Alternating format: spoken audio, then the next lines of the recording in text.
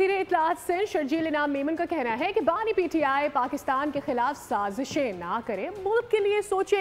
उन्होंने कहा कि चौलिस्तान कनाल के मुखालिफ हैं। MQM वफाकी हुकूमत का हिस्सा है, उनकी वजारतें मुल्तान का हक है। शर्जील इनाम मेमन ने 15वें रोज़े के बाद पीपल्स बस सर्विस रात तक के लिए चलाने का ऐलान किया है। कहा कि लेट नाइट तक पीपल्स बस सर्विस से ईद की शॉपिंग में भी आसानी हो सकेगी। रमज़ान का महीना है, मैं इमरान खान के लिए दुआ गो हूँ कि अल्लाह ताला उनको बड़ी ज़िंदगी दे, वो अपने ही मुल्क के खिलाफ साजिशें बंद कर दें, उनको अक्ल दे कि वो अपने ही मुल्क के इदारों के खिलाफ साजिशें बंद कर दें। पीपल्स पार्टी चोलिस्तान वाले कैनालों की मुखालफत करती है।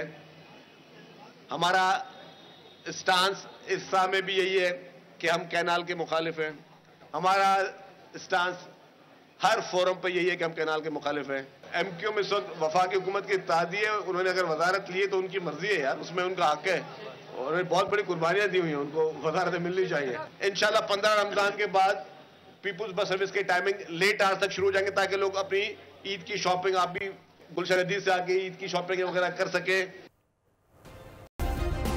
सब्सक्राइब करें और बेल दबाएं ताकि कोई खबर रह न जाए।